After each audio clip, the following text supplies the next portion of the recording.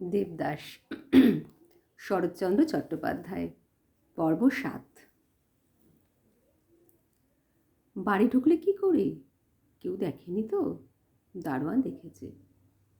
দেবদাস চক্ষু বিস্ফারিত করিল। দারোয়ান দেখেছে? আর কেউ? উঠানে চাকররা শুয়ে আছে, তাদের মধ্যেও বোধ হয় কেউ দেখে থাকবে। দেবদাস বিছানা হইতে লাফাইয়া উঠে দ্বার রুদ্ধ করিয়া দিল। কেউ চিনতে পেরেছে কি? পার্বতী কিছুমাত্র উৎকণ্ঠা প্রকাশ না করিয়া অত্যন্ত সহজভাবে বলিল, তারা সবাই আমাকে জানে, হয়তো বা কেউ চিনে থাকবে। বলো কি, এমন কাজ কেন করলে পারু? পার্বতী মনে মনে কহিল, তা তুমি কেমন করে বুঝবে? কিন্তু কোনো কথা কহিল না, অধগদনে বসিয়া রহিল। এত রাত্রে, ছি ছি, কাল মুখ দেখাবে কেমন করে? মুখ নিচু করিয়াই পার্বতী বলিল, আমার সে সাহস আছে।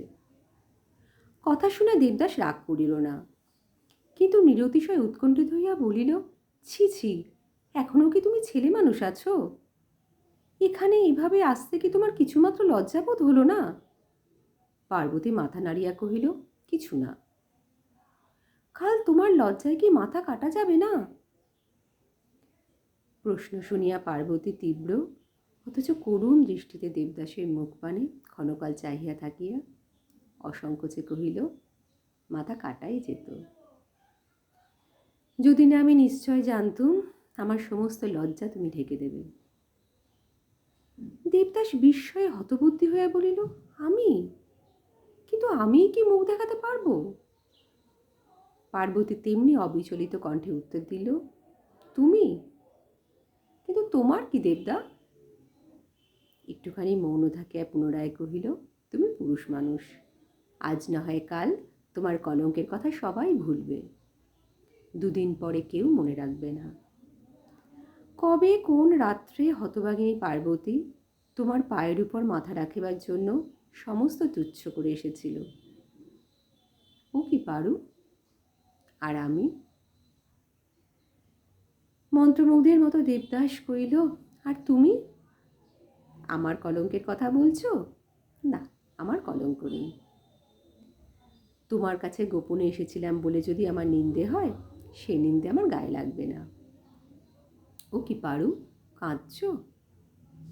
দেবদা, নদীতে কত জল, অত জলেও কি আমার কলঙ্ক চাপা পড়বে না?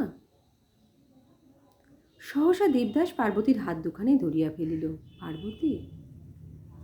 পার্বতী দেবদাসের পায়ের উপর মাথা রাখিয়া অবরুদ্ধ স্বরে বলিয়া উঠিল, এইখানে একটু স্থান দাও দেবদা। তাহার পর দুইজনেই চুপ করিয়া রহিল। দেবদাসের পা বাহিয়া অনেক ফোঁটা অশ্রু শুভ্র শয্যার উপর গড়াইয়া পড়িল। বহুক্ষণ পরে দেবদাস পার্বতীকে মুখ তুলিয়া ধরিয়া বলিল, পারু, আমাকে ছাড়া কি তোমার উপায় নেই? পার্বতী কথা কহিল না, তেমনি করিয়া পায়ের উপর মাথা পাতিয়া পড়িয়া রহিল।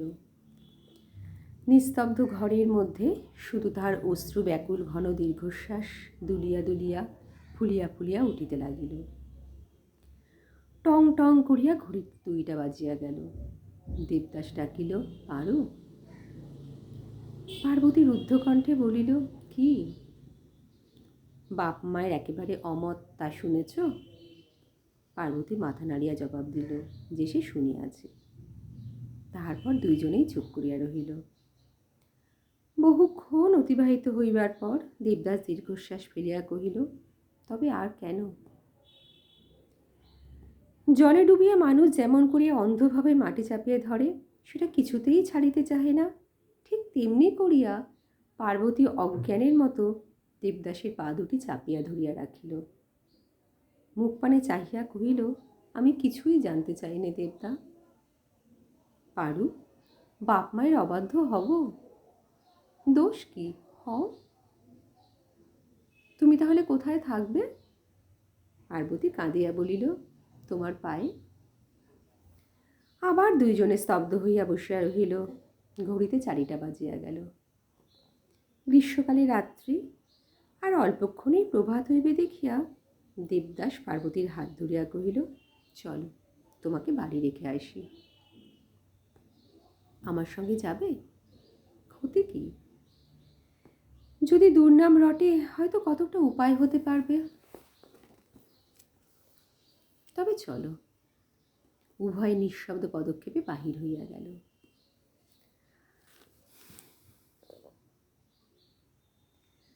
পরদিন পিতার সহিত দেবদাসের অল্পক্ষণের জন্য কথাবার্তা হইল।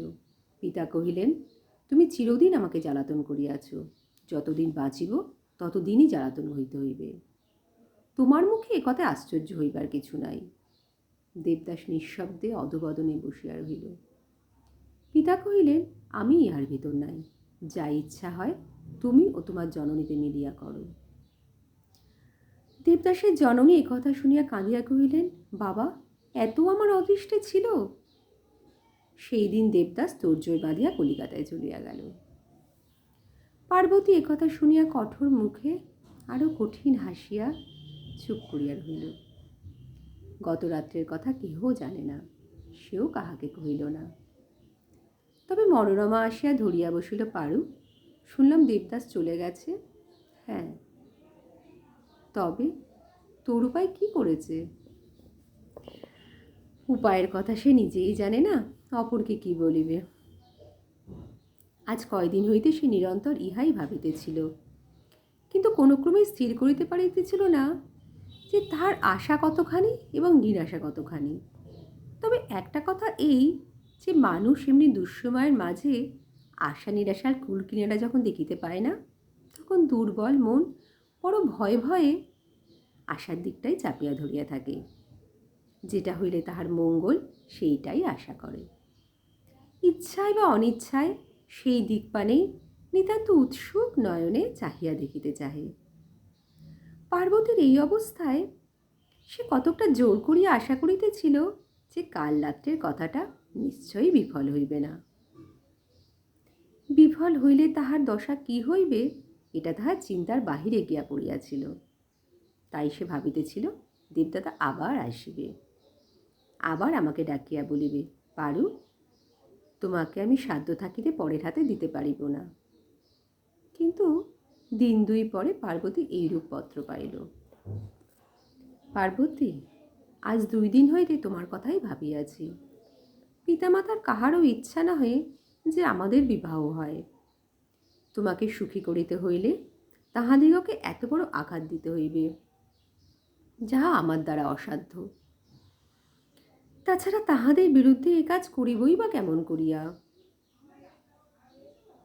তোমাকে আর যে কখনো পত্র লিখিব, আপাতত এমন কথা ভাবিতে পারিতেছি না।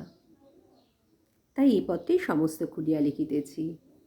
তোমাদের ঘর নিচু, বেচাকেনা ঘরের মেয়ে মা কোনো মতেই ঘরে আনবেন না, এবং ঘরের পাশে কুটুম্ব, ইহাই তাহার মতে নিতান্ত কদর্য। বাবার কথা সে তো তুমি সমস্তই জানো। সে রাত্রের কথা মনে করিয়া বড় ক্লেশ পাইতেছি, কারণ তোমার মতো অভিমানিনী মেয়ে কত বড় ব্যথায় যে সে কাজ পারিয়াছিল সে আমি জানি। আর এক কথা, তোমাকে আমি যে বড় ভালোবাসিতাম তাহা আমার কোনোদিন মনে হয় নাই। আজও তোমার জন্য আমার অন্তরের মধ্যে নিরতিশয় ক্লেশ বোধ করিতেছি না। শুধু এই আমার বড় দুঃখ যে তুমি আমার জন্য কষ্ট পাইবে। চেষ্টা করি আমাকে ভুলিও, এবং আন্তরিক আশীর্বাদ করি তুমি সফল হও। দেবদাস। পত্রখানা যতক্ষণ দেবদাস ডাকঘরে নিক্ষেপ করে নাই ততক্ষণ এক কথা ভাবিয়াছিল, কিন্তু রওনা করিবার পর মুহূর্ত হইতেই অন্য কথা ভাবিতে লাগিল। হাতে ঢিল ছুড়িয়া দিয়া একদৃষ্টে সেই দিকে চাহিয়া রহিল। একটা অনির্দিষ্ট শঙ্কা তাহার মনের মাঝে ক্রমে ক্রমে জড়ো হইতেছিল। সে ভাবিতেছিল, এই ঢিলটা তাহার মাথায় কিভাবে পড়িবে? খুব লাগিবে কি? বাঁচিবে তো? সে রাত্রে পায়ের উপর মাথা রাখিয়া সে কেমন করিয়া কাঁদিয়াছিল। পোস্ট অফিস হইতে বাসায় ফিরিবার পথে প্রতি পদক্ষেপে দেবদাসের ইহাই মনে পড়িতেছিল, কাজটা ভালো হইল কি? এবং সকলের উপরে দেবদাস এই ভাবিতেছিল যে পার্বতীর নিজের যখন কোনো দোষ নাই, তখন কেন পিতামাতা নিষেধ করেন? বয়সে বৃদ্ধির সহিত এবং কলিকাতায় থাকিয়া সে এই কথাটি বুঝিতে পারিতেছিল যে শুধু লোক দেখানো কুলমর্যাদা এবং একটা হীন খেয়ালের উপর নির্ভর করিয়া নিরর্থক একটা প্রাণনাশ করিতে নাই। যদি পার্বতী না বাঁচিতে চাহে, যদি সে নদীর জলে অন্তরে জ্বালা জুড়াইতে ছুটিয়া যায়, তাহলে বিশ্বপতির চরণে কি একটা মহাপাতকের দাগ পড়িবে না?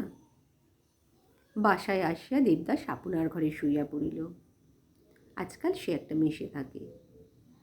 মাতুলের আশ্রয় সে অনেক দিন ছাড়িয়া দিয়াছে। সেখানে তার কিছুতেই সুবিধা হইত না।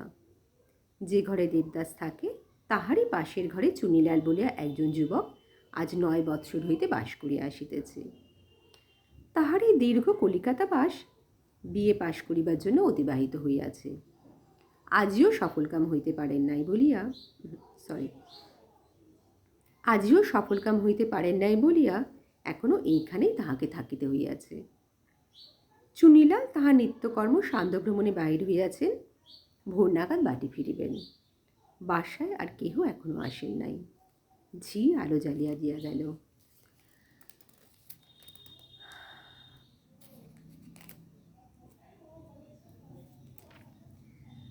দেবদাস দ্বার রুদ্ধ করিয়া শুইয়া পড়িল।